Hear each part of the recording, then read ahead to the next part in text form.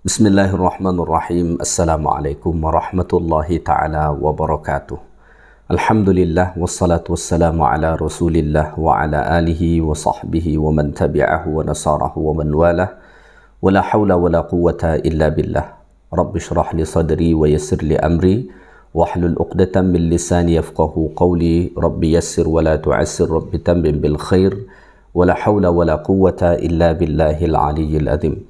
Allahumma faqihna fid din wa 'allimna at-ta'wil. Rabbana zidna ilma warzuqna fahma bi rahmatika ya arhamar rahimin. Alhamdulillah, sentiasa kita merafakkan kesyukuran kehadirat Allah Ta'ala kerana Allah masih mengurniakan nikmat-nikmatnya kepada kita semua. InsyaAllah pada hari ini, Isnin, kita dapat lagi meneruskan kuliah tafsir dan tadabbur Al-Quranul Karim. Dan kita masih lagi membahaskan surah yang ke-64 dalam Al-Quran, iaitulah surah At-Taghabun. Pada minggu lepas, Alhamdulillah kita dah sampai sehingga ayat yang ke-7. So pada hari ini kita mulakan dari ayat yang ke-8 dan ayat-ayat berikutnya nanti insya-Allah Ta'ala. Baik, Allah Subhanahu Wa Ta'ala berfirman pada ayat yang ke-8, أعوذ بالله من الشيطان الرجيم فآمنوا بالله ورسوله والنور الذي أنزلنا والله بما تعملون خبير. Oleh itu berimanlah kamu kepada Allah dan kepada Rasulnya serta kepada penerangan cahaya Al-Quran yang kami turunkan. Dan ingatlah, Allah amat mendalam pengetahuannya akan segala yang kamu kerjakan. Tuan-tuan dan puan-puan muslimin dan muslimat yang dikasihi lagi dirahmati Allah Ta'ala sekalian. Pada ayat sebelum ni, Zakara Ta'ala inkara man ankara al-ba'ath. Allah Ta'ala menyebutkan kepada kita keingkaran orang-orang yang ingkar akan hari kebangkitan. Sebagaimana Allah Ta'ala sebut pada ayat sebelum ni, iaitulah ayat yang ke-7, Za'amal ladhina kafaru an la yub'athu. Orang-orang kafir mendakwa bahawa mereka tidak akan dibangkitkan selepas kematian mereka. Dan dakwaan mereka itu mujibu kufrihim billahi wa ayatih. Itulah yang menyebabkan mereka kufur kepada Allah dan ayat-ayat Allah Ta'ala. Maka mengingkari akan hari kebangkitan selepas daripada kematian kita merupakan perkara yang menjadikan seseorang menjadi kufur. Jadi kalau ada orang dia tidak percaya bahawa ada hari kebangkitan, maka itu menyebabkan dia kufur. Ya. So, kekufuran inilah tentu yang mendatangkan kebinasaan. Kekufuran inilah yang akan mendatangkan kesengsaraan dunia dan akhirat. So, oleh kerana itulah, pada ayat yang ke-8 ini, Allah Ta'ala perintahkan kita untuk melakukan sesuatu yang dapat menyelamatkan kita daripada kebinasaan, daripada seksa dunia dan akhirat. Apa dia? Yang pertama kata Allah, fa'aminu billah. Maka oleh kerana itu berimanlah kamu kepada Allah Subhanahu Wa Ta'ala. Percayailah Allah Subhanahu Wa Ta'ala. Benarkanlah akan ketuhanan Allah Subhanahu Wa Ta'ala serta semua perintah dan tegahannya. Kemudian buktikan pula keimanan itu dengan ketaatan kepadanya. Selain daripada beriman kepada Allah, Allah perintahkan kita juga untuk beriman kepada Rasulnya, iaitulah Nabi Muhammad sallallahu alaihi wasallam. Oleh kerana itu, kita wajib mempercayai Nabi Muhammad sallallahu alaihi wasallam sebagai Rasul Allah, sebagai utusan Allah yang membawa risalah kepada kita, yang membawa wahyu Allah Ta'ala kepada kita. Serta kita wajib untuk mengimani seluruh apa yang diajarkan Nabi sallallahu alaihi wasallam. Maka keimanan kepada Allah dan Rasul tak boleh kita pisahkan. Kerana inilah dua kunci utama keselamatan kita daripada kebinasaan dunia dan akhirat. Dan sesiapa yang beriman kepada Allah dan Rasulnya, maknanya ia telah terhindar daripada kekufuran, sebagaimana yang Allah Ta'ala sebut pada ayat sebelum ni. Baik, selain beriman kepada Allah dan Rasul, Allah Ta'ala perintahkan juga untuk beriman kepada wan nuril ladzi anzalna, kepada nur. Nur itu ialah cahaya yang telah kami turunkan. Apa yang dimaksudkan dengan an-nur dekat sini? Cahaya ni. Maksudnya ialah Al-Quran. So Allah Ta'ala menyebut Al-Quran pada ayat ini sebagai nur, sebagai cahaya. Ya? Fa innan nura diddu zulmah. Cahaya ialah lawan daripada kegelapan. So kenapa Allah Ta'ala sebut Al-Quran sebagai cahaya? Padahal kita tahu Al-Quran itu ialah kalam Allah. Ia adalah tulisan-tulisan. Kenapa Allah Ta'ala sebut ia sebagai cahaya? Jawapannya ialah kerana hukum hakam, syariat dan khabar berita yang Allah Ta'ala sampaikan dalam Al-Quran, anwarun yahtadi biha fi zulumatil jahl. Ia merupakan cahaya yang memberi petunjuk dalam kegelapan kejahilan. Allah Ta'ala sebut Al-Quran sebagai nur ataupun sebagai cahaya kerana Al-Quran ni ia hadir untuk menerangi kegelapan. Kegelapan apa dia? Pertama, kegelapan akidah. Sebelum Al-Quran diturunkan, manusia menyembah selain Allah. Mereka menyembah berhala. Maka dengan Allah menurunkan Al-Quran, cahaya kegelapan akidah itu disinari sehinggakan manusia menyembah Allah Ta'ala yang Maha Esa. Sebelum Al-Quran diturunkan, akhlak manusia rosak, perbuatan manusia rosak, sosial mereka rosak. Sebab mereka berada dalam kegelapan kejahilan. Maka selepas Allah Ta'ala menurunkan Al-Quran, maka kegelapan kejahilan tadi itu hilang, maka nyatalah cahaya Islam yang dibawa oleh Al-Quranul Karim. So, pada ayat ni dan juga sebenarnya pada ayat-ayat yang lain, Allah Ta'ala menyebutkan Al-Quran itu sebagai nur ataupun sebagai cahaya kerana Al-Quran itu hadir untuk menghilangkan segala macam kegelapan, terutamanya ialah kegelapan kejahilan. Ya? Maka sesiapa yang sentiasa bersama dengan Al-Quran, ia akan sentiasa berada dalam bimbingan Al-Quran. Jadi hidup manusia tanpa Quran ni, ia seperti orang yang berjalan pada malam yang gelap gelita, tak ada setitik cahaya pun. Kalau orang berjalan pada malam yang gelap gelita, tak ada setitik cahaya pun, agaknya apa yang akan berlaku? Kemungkinan besar yang akan berlaku ialah dia akan tersesat sebab dia tak nampak jalan. Kemungkinan lain, dia akan jatuh ke dalam jurang. Ya. Kemungkinan yang lain, dia akan menginjak sesuatu yang membahayakan dia. Intinya dia akan menghadapi pelbagai keburukan. Kalau ada orang berjalan pada malam yang gelap gelita tanpa ada setitik cahaya pun, kemungkinan dia akan mendapatkan kerugian, keburukan adalah sangat besar. Bahkan boleh kita pastikan dia akan tersesat.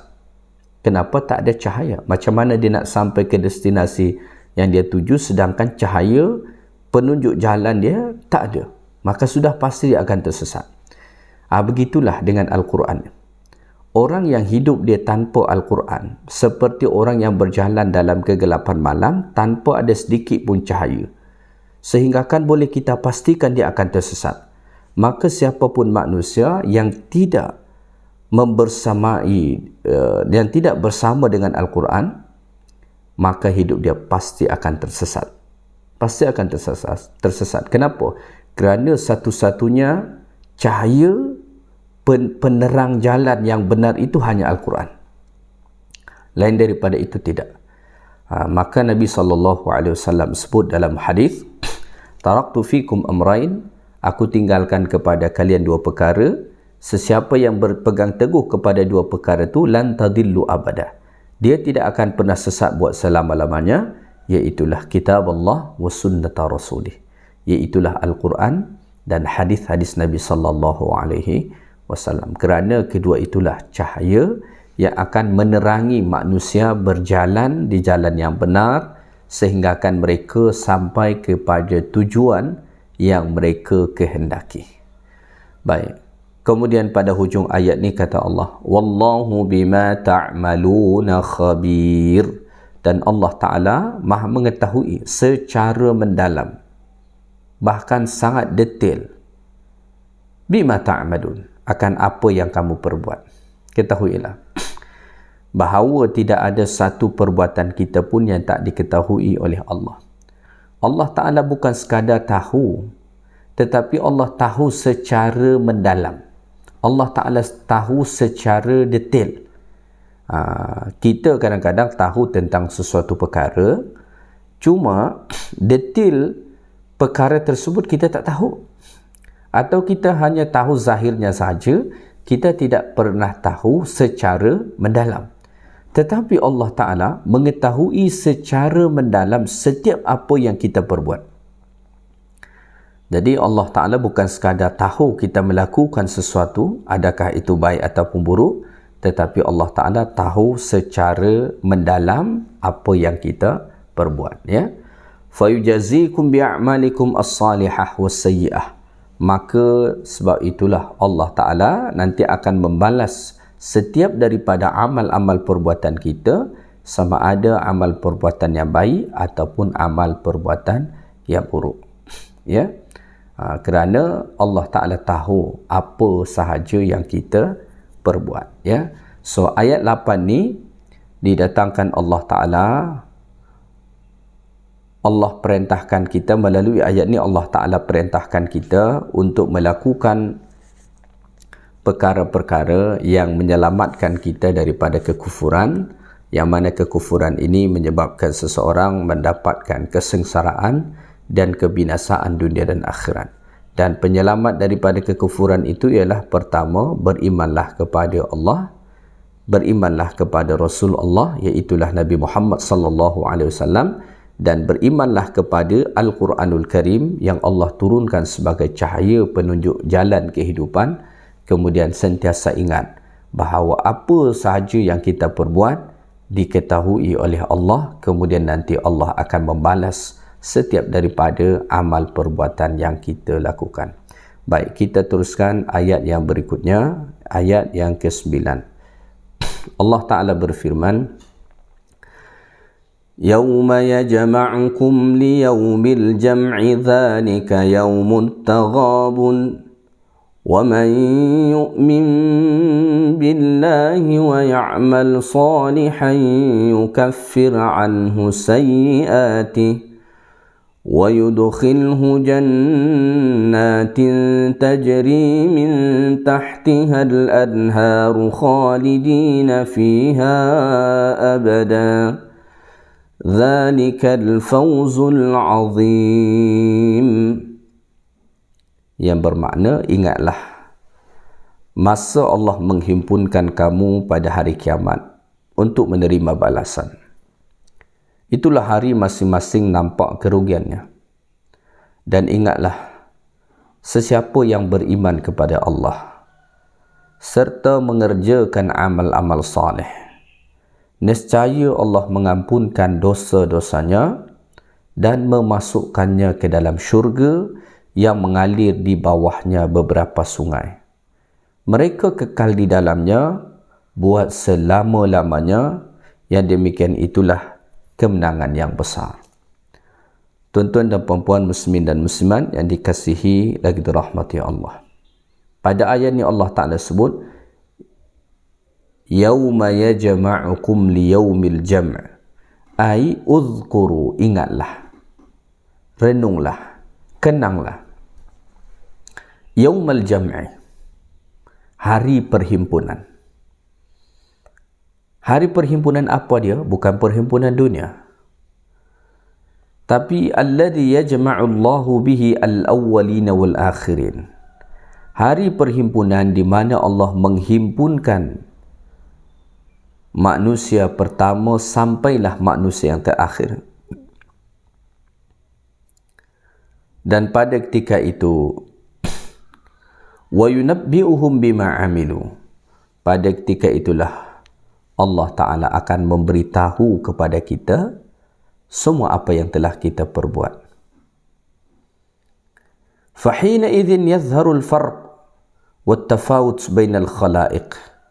Maka pada ketika itulah zahir perbezaan di antara makhluk. Tingkat level-level mereka ada di antara makhluk. Wa yarfa'u aqwama ila a'la illiyin. Ada golongan yang Allah tinggikan darjat mereka setinggi-tingginya. Akan tetapi ada juga golongan yang Allah Ta'ala rendahkan mereka, hinakan mereka ila asfali safilin, kepada kedudukan yang sangat rendah. Ya. So, pada ayat ni Allah menjelaskan bahawa kita perlu untuk sentiasa ingat, merenung. Yauma yajma'ukum liyaumil jam'i, hari di mana Allah himpunkan kita semua. Jadi selepas ditiupkan sangkakala, ya, sangkakala pertama ditiupkan penanda hancurnya seluruh alam semesta ini. Kemudian selepas itu malaikat akan meniupkan sangkakala kedua sebagai penanda bahawa semua manusia akan dibangkitkan. Selepas itu, selepas dibangkitkan, semua manusia dihimpunkan Allah Ta'ala di suatu tempat. Itulah yang kita sebut sebagai mahsyar. Qul innal awwalina wal akhirina lamajmu'una ila miqati yawmin ma'lum. Manusia pertama sampailah manusia terakhir, Allah himpunkan semua dekat situ. Apa tujuan daripada perhimpunan ini? Adakah sekadar berhimpun sahaja? Jawapannya tidak. Hari perhimpunan itu Allah Ta'ala tetapkan supaya pada ketika itu Allah Ta'ala membalas seluruh amal-amal perbuatan yang dilakukan manusia. Supaya Allah Ta'ala memberitahukan kepada mereka apa sahaja yang telah mereka perbuat semasa mereka hidup dekat dunia ini. Sebab pada ayat sebelum ini tadi Allah Ta'ala mengatakan bahawa wallahu bima ta'maluna khabir. Allah Ta'ala maha mengetahui secara mendalam apa sahaja yang kamu perbuat. Bukti bahawa Allah mengetahui secara mendalam apa sahaja yang kita perbuat nanti semasa kita dihimpunkan di padang mahsyar, ketika mana Allah tunjukkan seluruh amal perbuatan kita. Maka Allah Ta'ala sebut dalam surah Al-Kahfi, ketika mana nanti Allah menunjukkan seluruh amal perbuatan kita semasa hidup dekat dunia ni, ada orang yang merasa gerun, dipenuhi dengan rasa terkejut menyaksikan catatan amal perbuatan itu. Kenapa dia terkejut sekaligus dia merasa gerun? Sebab ternyata tidak ada satu perbuatan yang dia lakukan pun melainkan ada dituliskan dalam kitab tu. Sehingga kan dia berkata, ma li hadzal kitab la yughadiru saghiratan wala kabiratan illa ahsaha. Kitab apa ini? Yang kecil dan yang besar semua ada dekat sini. Ya, hatta perbuatan yang dia buat masa dahulu, mungkin hari ini dia dah lupa, semua ada dekat situ. Ya. Dan Dan pada ketika itu, pada hari perhimpunan nanti di padang mahsyar itu, zalika yaumut taghabun, itulah dia hari at-taghabun, ya. Daripada ayat inilah diambil nama surah ini menjadi at-taghabun, dari ayat 9 surah ni. Allah Ta'ala sebut zalika yaumut taghabun, itulah dia hari at-taghabun. Apa yang dimaksudkan hari at-taghabun tu? Maksudnya yadhharu fihi at-taghabun wat tafawut bainal khalaiq. Pada ketika itu akan zahirlah perbezaan, tingkatan-tingkatan, level-level dalam kalangan makhluk. Jadi semasa manusia dihimpunkan Allah Ta'ala nanti di padang mahsyar, kedudukan manusia pada ketika itu tak sama, ya. Maka nanti ada kedudukan orang beriman, ada kedudukan orang fasik, ada kedudukan orang kafir, ya. Bahkan dalam kalangan orang beriman sendiri pun akan ada kedudukan mereka masing-masing. Akan ada kedudukan mereka masing-masing. Dan pada saat itulah wa ya'riful mujrimun annahum ala ghairi syai', bahawa orang-orang yang berdosa mereka tidak mempunyai kehebatan apapun.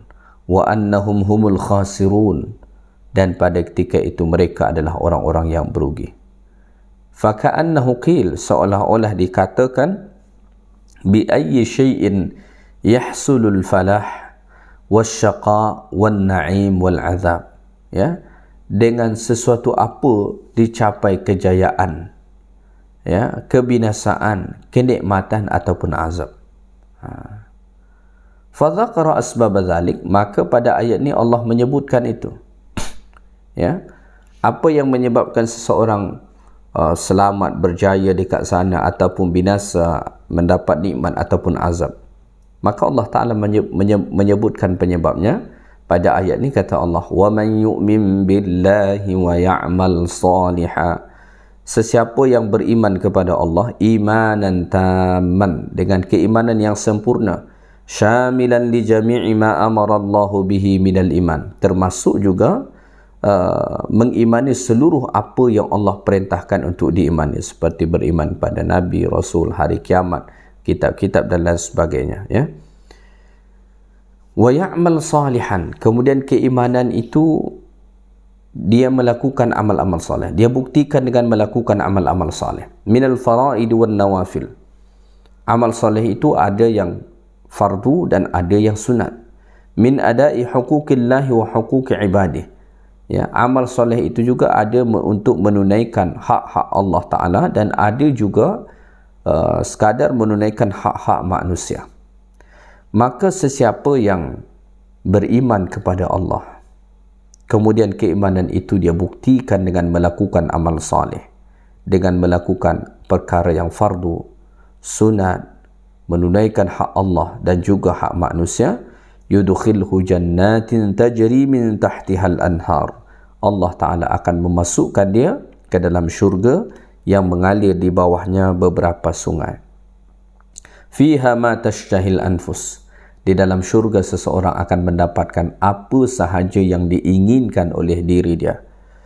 Wa taladzul a'yun, dan apa saja yang lazat, nikmat oleh mata dia. Wa takhtarul arwah, ya, wa tahinu ilaihil qulub wa yakunu nihayatu kulli marghub, dan syurga itu merupakan puncak daripada setiap yang diinginkan. Khalidina fiha abada, mereka akan kekal buat selama-lamanya di dalam syurga itu. Zalikal fawzul azim, dan itulah kejayaan yang amat besar. Kejayaan manusia yang paling besar itu bukanlah saat dia mengumpulkan seluruh harta benda dunia menjadi milik dia, tetapi kejayaan terbesar itu ialah ketika mana seseorang melakukan amal-amal salih semasa hidupnya dekat dunia, kemudian Allah masukkan ia ke dalam syurga selepas daripada kematiannya. Itulah dia al-fawzul azim, itulah dia kejayaan yang paling besar, kejayaan yang paling agung, ya. So ayat 9 surah At-Taghabun ni Allah memperingatkan kepada kita supaya sentiasa mengingat hari perhimpunan, hari di mana kita dihimpunkan di hadapan Allah Pada ketika itu Allah menunjukkan kepada kita semua apa yang telah kita perbuat, dan hari itu merupakan yaumut taghabun, hari di mana nampak perbezaan dalam kalangan hamba-hamba Allah. Ada dalam kalangan mereka yang beriman sehingga akan berada pada kedudukan yang tinggi, dan ada juga orang-orang yang berada pada kedudukan yang rendah, ya, disebabkan oleh amal perbuatan mereka juga. Maka sesiapa yang ingin selamat pada hari itu, amalannya berimanlah kepada Allah, lakukanlah amal-amal saleh, yukaffir anhu sayyi'atih, Allah Ta'ala akan mengampunkan kesalahan-kesalahan. Jadi dengan beriman dan beramal saleh itu, Allah akan mengampunkan kesalahan seseorang. Tadi saya terlupa menjelaskannya. Jadi untuk mendapatkan ampunan daripada Allah Ta'ala tu, salah satunya ialah dengan cara kita beriman dan melakukan amal saleh. Kita dapat ampunan daripada Allah. Selepas dapat ampunan, Allah akan masukkan nanti ke dalam syurga. Syurga itu di bawahnya ada mengalir beberapa sungai. Ya. Khalidina fiha abada. Mereka kekal buat selama-lamanya di dalam syurga. Jadi ia bukan kenikmatan yang sementara seperti kenikmatan dunia, tetapi ia kenikmatan yang kekal. Zalikal fawzul azim, dan itulah kemenangan yang amat besar, ya. Kemudian Allah Ta'ala sebut pada ayat yang ke-10 lawan kepada ayat yang ke-9. وَالَّذِينَ كَفَرُوا وَكَذَّبُوا بِآيَاتِنَا أُولَئِكَ أَصْحَابُ النَّارِ خَالِدِينَ فِيهَا وَبِئْسَ الْمَصِيرُ. وَالَّذِينَ كَفَرُوا, dan orang-orang yang kafir. Lawan kepada beriman. Kafir ni dia menutup diri daripada beriman kepada Allah. Dia menutup diri daripada beriman kepada Rasulullah. Dia menutup diri daripada beriman kepada Al-Quran dan semua yang Allah perintahkan untuk diimani. وَكَذَّبُوا بِآيَاتِنَا, dan ia mendustakan ayat-ayat kami. Dia tidak mempercayai ayat-ayat kami. Ulaika ashabun nari khalidina fiha.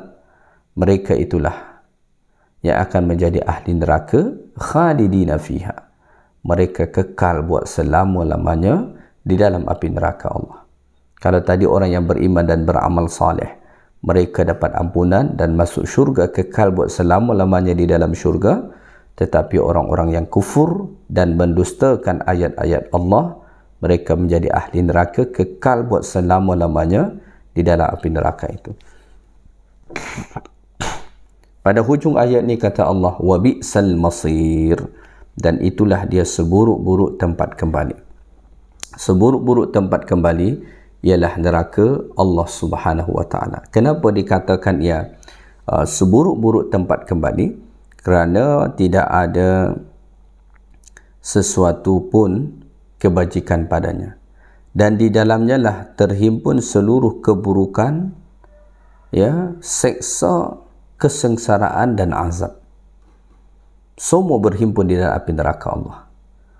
Maka sesiapa yang pengakhirannya nanti masuk ke dalam api neraka Allah Ta'ala, itu artinya dia berada pada pengakhiran yang sangat buruk. Wa bi'sal masir, ya, tempat kembali yang paling buruk. Tidak ada yang lebih buruk daripada neraka Allah Subhanahu wa taala.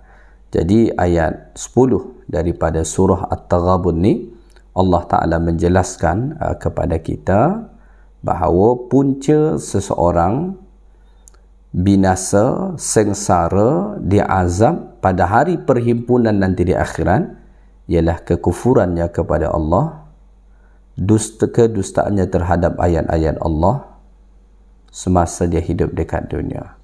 Maka dia mati, nerakalah yang akan menjadi tempat dia, dan itulah seburuk-buruk tempat kembali. Moga-moga kita dapat ambil pengajaran daripada ayat-ayat Allah Subhanahu wa taala ni, dan kita dapat amalkan sehinggakan pada suatu hari nanti kita dibangkitkan daripada kubur kita, kemudian kita dihimpunkan menuju Allah Ta'ala, Mudah-mudahan kita termasuk daripada kalangan yang selamat, sejahtera dan masuk ke dalam syurga Allah Subhanahu wa taala pada ketika itu. Saya ingat itu saja kuliah kita pada hari ini. Terima kasih kepada semua. Moga-moga bermanfaat bagi kita. Subhanakallahumma bihamdik, asyhadu an la ilaha illa anta, astaghfiruka wa atubu ilaik. Assalamualaikum warahmatullahi taala wabarakatuh.